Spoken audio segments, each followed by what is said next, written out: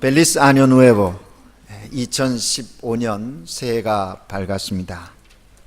주님의 은총과 사랑이 여러분의 영혼 위에 또 가정과 사업 위에 늘 함께 하시기를 우리 주님 예수 그리스도 이름으로 축복합니다. 여러분, 우리가 세상을 살아가는 데 있어서 중요한 것이 참 많이 있지요. 사람에 따라서 나는 이것이 가장 중요하다고 생각하는 그것이 차이가 있을 수 있습니다. 그런데요, 보편적인 생각에 머물러서 중요한 것을 이야기한다면 우리의 생각이 너무나 중요하다는 것을 잊지 말아야겠습니다.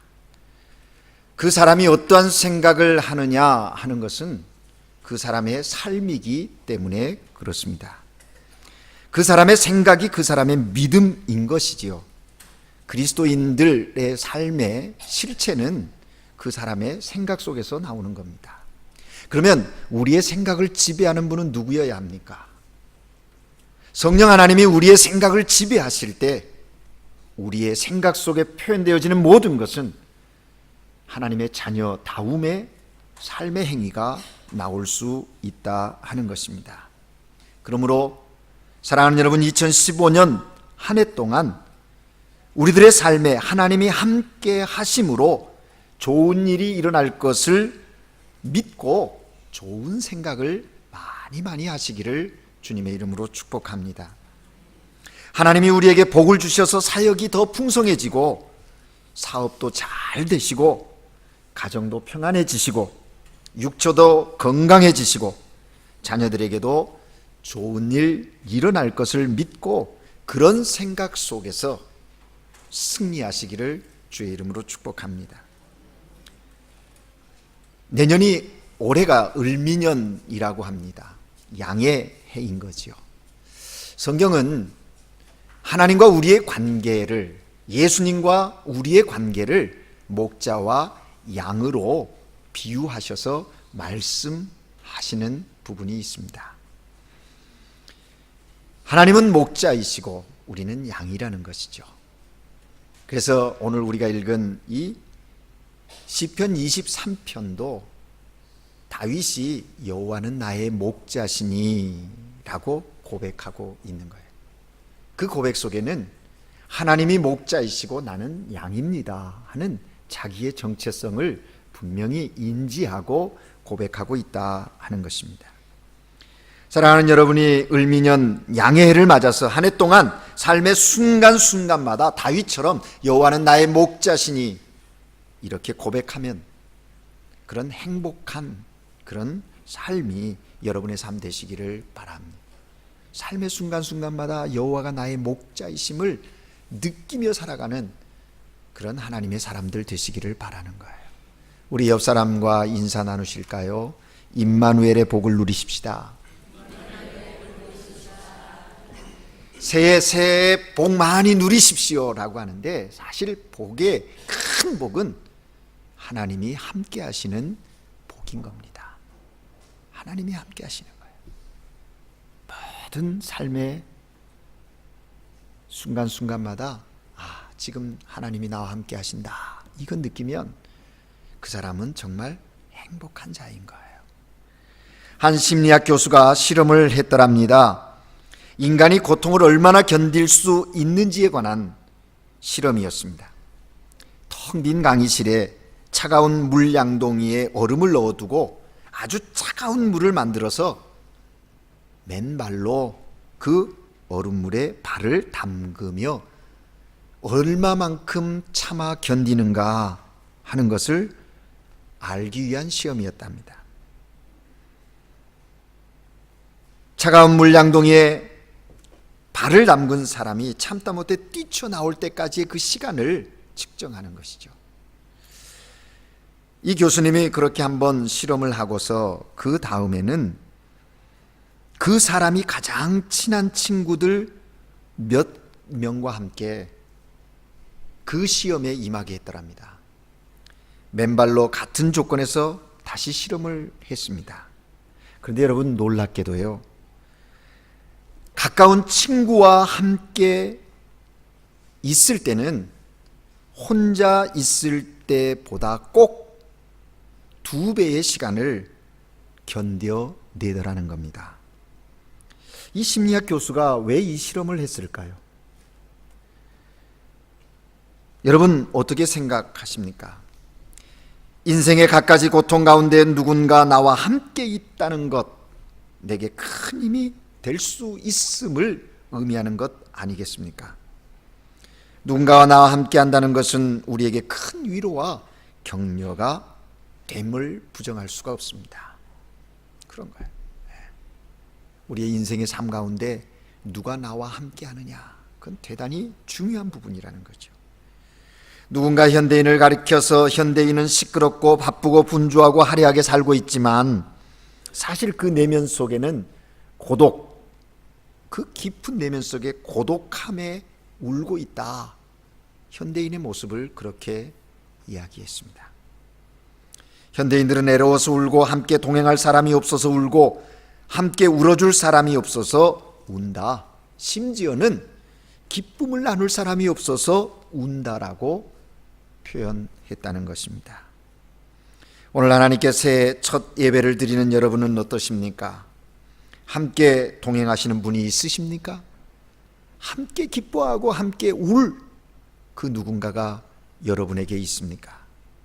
만약 여러분에게 그런 분이 있다면 여러분은 행복한 사람인 것입니다. 무엇보다도 오늘 하나님께 예배드리는 우리 주일학교 어린 학생들서부터 어르신들에 이르기까지 이 확신 분명히 할 수 있기를 바랍니다. 하나님은 나와 함께 하신다. 오늘 우리가 읽은 시편 23편은 유명한 다윗의 시이지요. 사람들이 제일 좋아하는 시 중에 시, 시편의 꽃 중에 꽃이라고 하는, 시편의 꽃이라고 하는 시편이 23편이에요.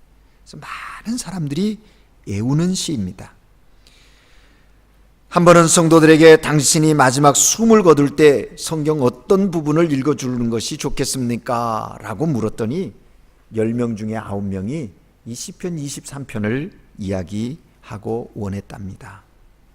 그러면 이 시편 23편 왜 사람들은 그렇게 좋아하는 것일까요? 왜 그렇게 마지막 생을, 이 땅의 삶을 마치는 그 순간에도 이 시편의 말씀 23편을 듣기를 원하시는 걸까요? 시편 23편에는 우리 인생의 순례길이 담겨 있습니다. 일생을 주님과 함께 살다가 마지막 사망의 음침한 골짜기를 지나서 여호와의 집을 향해 가는 순례자의 모습이 그려져 있고요. 시편 23편의 주제는 하나님과 동행입니다. 하나님과 동행이에요. 이 시를 쓴 다윗, 그의 삶의 여정 속에 수없이 많은 고난이 있었습니다. 고통이 있었습니다. 그 수많은 세월을 도피와 방황과 피난의 삶을 살아왔지만 그는 인생의 고통을 다 보내고 노년의 이스라엘의 왕으로서 앉아 있을 때 자신의 걸어온 삶을 해고하면서 이 시를 기록했던 거예요. 고통과 괴로움의 골짜기 속에서도 하나님이 내 목자 되심, 하나님께서 다윗의 목자가 되어 주심으로 다윗은 오늘 그 자리에 있게 되었고 미래에 대한 삶의 약속도 붙들 수 있게 되었다라고 얘기하는 겁니다.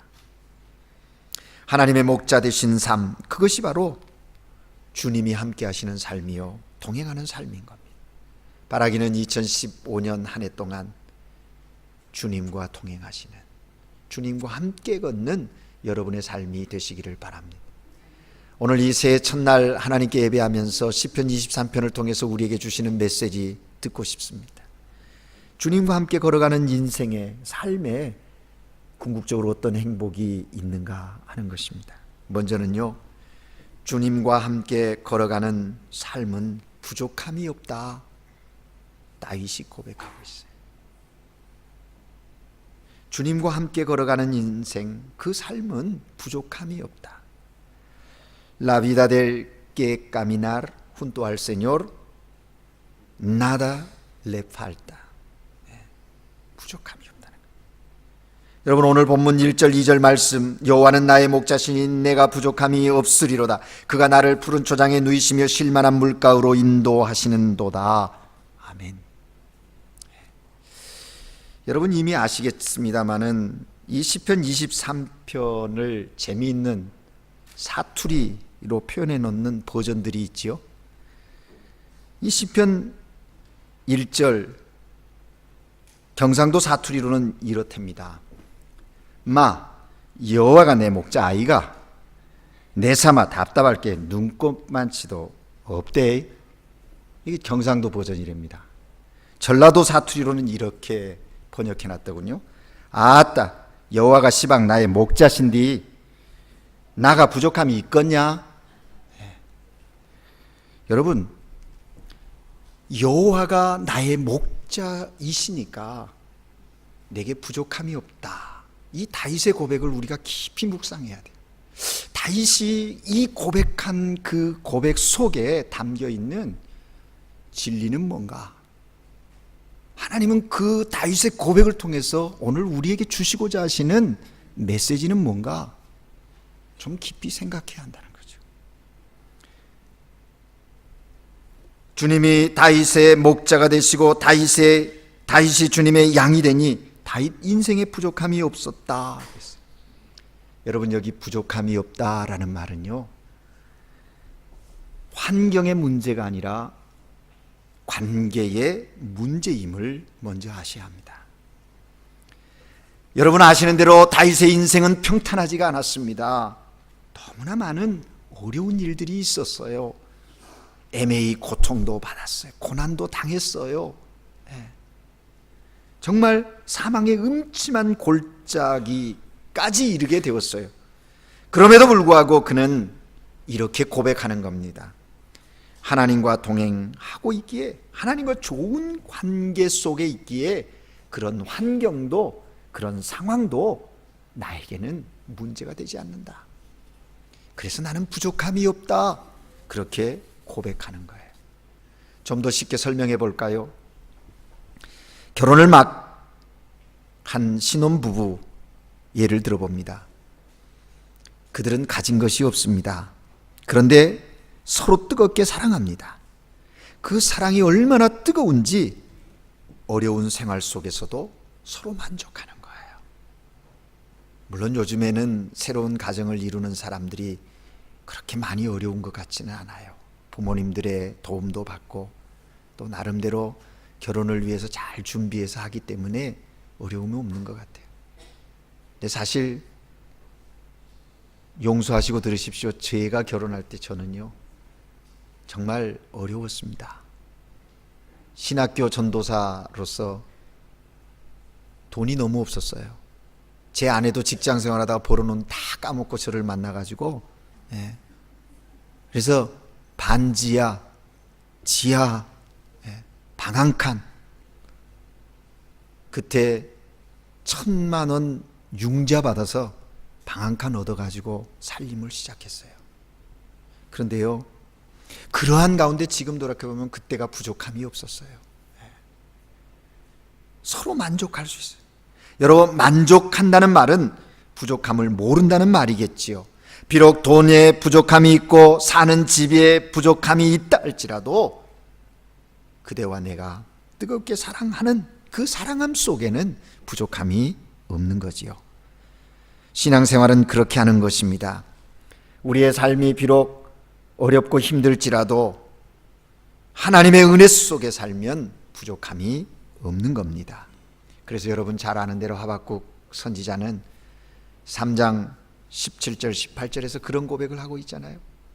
비록 무화과 나무가 무성하지 못하고 포도나무 열매 없어, 감람나무에 소출이 없으며 밭에 식물이 없어도 우리의 양이 없고 외양간에 소가 없을지라도 나는 여호와로 인하여 즐거워하고 나는 구원의 하나님을 인하여 기뻐하리로다. 여러분, 우리의 신앙은요 관계입니다. 하나님과 나의 관계예요. 우리는 종종 우리의 환경 때문에 하나님의 관계, 하나님과의 관계를 소홀히 할 때가 있어요. 잘못된 것이지요.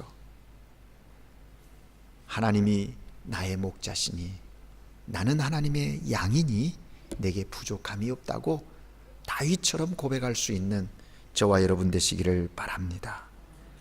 부족함이 없다는 이 고백은 현실적인 고백이 아니라 믿음의 고백임도 잊지 마십시오. 다윗은 그 많은 고난의 역경 속에서도 자신의 삶에 부족함이 없었다고 고백하고 있습니다. 그는 어려운 시절에 여호와를 향한 확신이 있었습니다. 그리고 그 확신을 계속해서 고백했습니다. 그의 이런 고백들은 믿음의 고백들이었어요. 그리고 그 믿음의 고백이 결국 그를 그 자리에 있게 했다라는 거예요. 그러므로 사랑하는 여러분, 너무 현실에 내 마음을 빼앗기지 마십시오. 그 현실을 보되 그 현실 속에 역사하시는 하나님의 일하심을 볼 수 있는, 하나님의 역사하심을 볼 수 있는 그런 믿음의 사람들 되시기를 바랍니다. 그리고 그 믿음을 고백하고 나갈 때 얼마든지 하나님께서 그 현실은 변화시킬 수 있는 능력 있으신 하나님이라는 거예요. 그렇습니다. 여호와가 우리의 목자 되셔서 하나님과 함께 걷는 사람 부족함이 없어요. 두 번째로는 무엇입니까? 주님과 함께 걸어가는 삶에 하나님이 어떻게 하신다고 다윗을 통해서 고백하게 하십니까? 의의 길로 인도하신다. 의의 길로 인도하신다.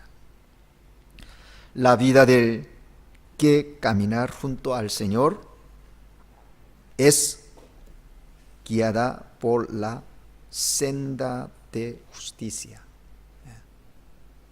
옳은 길로, 의의 길로 우리를 인도하신다는 거예요. 여러분, 3절 말씀에 보면 내 영혼을 소생시키시고 자기 이름을 위하여 의의 길로 인도하신다. 하나님이요, 하나님 자신의 이름을 위해서 우리를 의의 길, 옳은 길, 생명의 길로 인도한다는 거예요. 왜 그렇습니까? 적어도 우리를요, 하나님의 하나밖에 없는 아들 예수 그리스도를 십자가에 내어 죽이기까지, 죽일 만큼 우리를 사랑하셔서 구원해 주셨기에, 우리가 적어도 하나님의 아들 예수 그리스도의 가치가 있는 존재이기에 하나님은 우리를 그렇게 그 길로 인도하신다는 거예요. 여러분, 여기 소생이라는 말은요, 죽어가는 영혼을 살린다, 그런 이야기입니다. 죽어가는 영혼을 살린다. 어떻게 살리는가? 바른 길로, 정직한 길로, 생명의 길로 나아갈 수 있도록 살려 회복시키신다, 그러는 거예요. 사랑하는 여러분, 지난 한 해 동안 소망하고 기대하고 열심히 달려왔는데 여러분의 기대치에 못 이르렀습니까? 그래서 자괴감을 느끼고 무기력함에 빠져 있습니까? 그러한 우리를 향해서 하나님 말씀하십니다. 괜찮아. 내가 내 영혼을 소생시킬 거야. 일어나 다시 해 라고 말씀하십니다. 우리를 소생시키시는 하나님, 우리의 인도자가 되셔서 우리를 그릇된 길로 가지 않도록 올바른 길로 갈 수 있도록, 정직한 길로 갈 수 있도록, 생명의 길로 갈 수 있도록 우리를 이끄신다고 말씀하십니다. 예수님께서도 친히 말씀하셨습니다. 나는 길이요 진리요 생명이니 나로 말미암지 않고는 아버지께로 올 자가 없느니라. 요한복음 10장에서는 예수님이 이 땅에 오심에 대하여서도 그 10장 양의 비유에서 내가 온 것은 양으로 생명을 얻고 더 풍성하게 하려 합니다 말씀하고 있습니다. 풍성의 기쁨을 주는 거예요.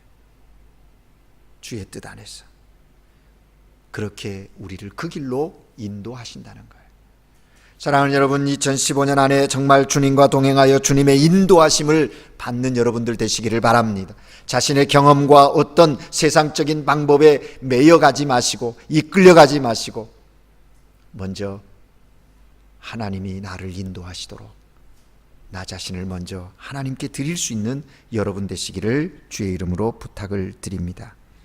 세 번째로는 주님이 함께 하는 인생, 주님과 함께 걸어가는 삶, 거기에는 두려움이 없다, 다윗을 통해서 고백하고 계십니다.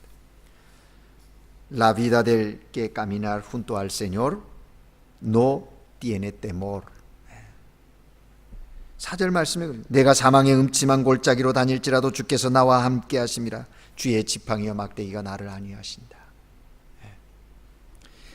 여러분, 우리 인생에 음침한 골짜기가 있습니다. 질병의 골짜기, 불황의 골짜기, 인간 갈등의 골짜기, 가정의 분란의 골짜기가 있을 수 있습니다. 그러나 그런 골짜기를 다닐지라도 주님과 함께 가면, 그 골짜기에 있을지라도 주님과 함께 걷는다면 주님의 지팡이와 막대기가 우리를 지키시고 인도하신다는 거예요. 그래서 두려움이 없는 거예요. 목자는 양을 칠 때 2가지 도구, 지팡이와 막대기. 지팡이는 굉장히 길어요. 그래서 이 산이나 이런 데 올라가다가 혹시 홀로 나가 있는 양이 있으면 그 긴 지팡이 고리 있는 걸로 끌어내서 구해주기도 하고, 바른 길로 가도록 이렇게 잘 다스리는 게 지팡이에요. 우리 인생의 지팡이는 무엇일까요? 살아있는 하나님의 말씀이에요. 생명의 말씀이 우리로 바른 길 가게 하고 잃어버린 길 되찾게 하시고 그러는 거예요. 여기 막대기 그랬어요. 이 막대기는 양을 넘보려고 하는 그 사나운 짐승이나 이런 것들을 쫓는 데 쓰는 거예요. 그건 그렇게 지팡이처럼 길지도 않아요. 짤막한데 허리에 꽂아놨다가 양을 해치러 들어오는 못된 짐승들 있을 때는 사정없이 쳐서 쫓는 거예요. 우리의 신앙의 길을 벗어가게 하는 악한 사탄의 계계들을 물리치는 그런 막대기가 있다는 거죠. 그래서 우리가 두려워하지 않는 거예요. 염려와 두려움, 거기에 매여 있지 않게 된다는 거예요. 여러분, 오늘날 현대 사람들이 얼마나 정신적으로 고통 가운데 있는지 아시죠? 어른들만이 아니라 어린아이들도 이 두려움과 염려 속에서 어린이 우울증이 있어요. 또 공황이라는, 공황 장애라는 말을 많이 들으실 거예요. 또 다 그런 거예요. 두려움에서. 오늘 하나님이 나와 함께 하시면 우리는 그런 사망의 골짜기, 음침한 골짜기를 걸어가도 두렵지 않을 것입니다. 왜? 주께서 우리와 함께 하시기 때문에. 함께 하시기 때문에. 그래서 사도 바울은 빌립보서 4장 6절 7절에서 말합니다. 아무것도 염려하지 말고 오직 모든 일에 기도와 간구로 너희 구할 것을 하나님께 아뢰라. 그리하면 모든 지각에 뛰어난 하나님의 평강이 너희 마음과 생각을 지킬 것이다. 마음과 생각을 지킬 것이다. 저는 2015년 한 해를 시작하면서 제 마음 가운데 2015년 한 해 정말 어디에 중심을 둘 건가? 마음의 중심, 그것이 흔들어지지 않아야 되겠다는 생각이었어요. 좌로 우로 치우침이 없이 우리 하나님이 심지가 견고한 자를 평강의 평강으로 인도하신다 그랬어요. 중심을 보시는 하나님이라고 그랬어요. 우리가 중심이 흔들리지 않는 한 해가 되어야겠다 생각했어요. 그렇습니다. 우리 인생이 주님과 함께 걸어가면 두렵지 않은 거예요. 오늘 본문 마지막에 다윗은 그런 얘기를 합니다. 5절에 보면 두렵지 않은데 어떤 만큼의 은혜를 주시는가? 원수의 목전에서 내게 상을 베풀어 주신다. 뭐예요? 승리케 하신다 하는 겁니다. 나를 괴롭히는 원수의 목전에서 상을 차리시고 기름을 내 머리에 부어 주신다. 놀라운 일입니다. 여러분, 우리의 인생의 여정을 가는 길에 두려움이 없지만 때로는 상처받을 수 있거든요. 그런데 여기 기름을 바른다 하는 것은 상처를 치유한다 하시는 거예요. 한때 양을 치는 목동이었다가 나중에 목사가 되었던 필립 켈러 목사라는 사람이 이 양에 대한 이야기를 한 내용을 읽은 적이 있습니다. 너무나 놀라워요. 양들이 골짜기를 지나 고원지대를 향할 때요, 고원에서 양떼들이 가장 두려워하는, 양떼를 위협하는 것이 있는데 그건 뭐냐면 파리떼랍니다. 양떼를 공경하는 파리떼들이 그렇다는 거예요. 지난 선교지 설립 기념일에 갔을 때 경장로님 통해서 거기 이 까미나따를 하다가 그거 가면 어느 한순간에 그 파리떼를 만난다는 거예요. 아주 그 막 사람도 물고 그런다는데 이 양들에게도 이 파리떼가 얼마나 위협적인 존재인가 하는 것이죠. 특히 이 파리 중에 코파리떼가 있대요. 코파리가 양떼 주변을 윙윙거리기 시작하면 양떼들이 긴장을 한다는 겁니다. 코파리의 목적은 뭐냐면 양들의 코 속에 들어가 가지고요, 그 코에 덮인 촉촉한 그 끈적한 점막에다 알을 낳는답니다. 근데 그게 알이 그 코 속 점막에서 이게 부화하게 되면 그것이 양의 뇌까지, 머리까지 들어간다는 거죠. 코파리가 알을 낳기에 성공해서 부화되어지고 나면 그 콧구멍을 통해서 양의 머릿속까지 파고 들어가는데, 그래서 이 양이 각종 염증을 일으킨다는 거죠. 그러면 양이 고통스러우니까 막 부딪힌다는 겁니다. 이때 팔레스틴 목자들이 기름병을 준비하는데 특별히 올리브유를 준비해 가지고 그 양의 코에 집어넣어서 막 비빈다는 거죠.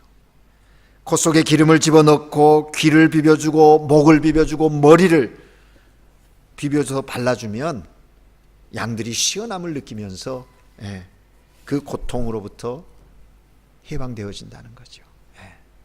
심할 때는 그냥 기름통에다가 머리를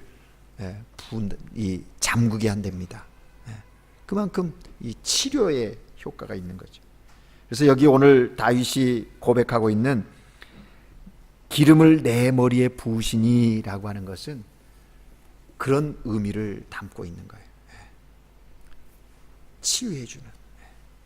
그렇습니다, 여러분. 인생을 살아가면서 우리는 많은 상처를 안고 살아가요. 마음의 상처, 육체적인 상처, 지울 수 없는 상처들, 그것을 다 주님이 기름으로 닦아주신다는 거예요.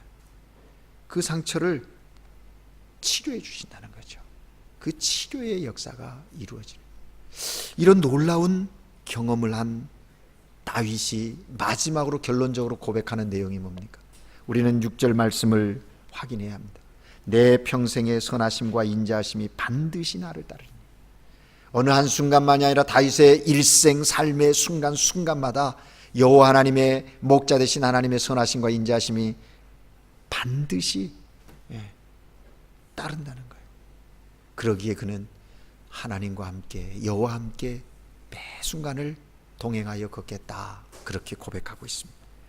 새해 첫날을 맞은 사랑하는 성도 여러분, 우리도 다윗처럼 여호와가 나의 목자시니 내게 부족함이 없다고 고백할 수 있는 여러분 되시기를 주의 이름으로 축복합니다. 다윗처럼 여호와께서 나를 의의 길로 인도하신다고, 뿐만 아니라 두려움 없이 승리케 하시는 여호와, 그 하나님을 이번 2015년 한 해 삶의 순간순간마다 경험하고 또 그분을 향하여 찬양하고 경배하는 그런 복된 삶이 여러분의 삶이 되시기를 주의 이름으로 축복합니다. 기도하겠습니다.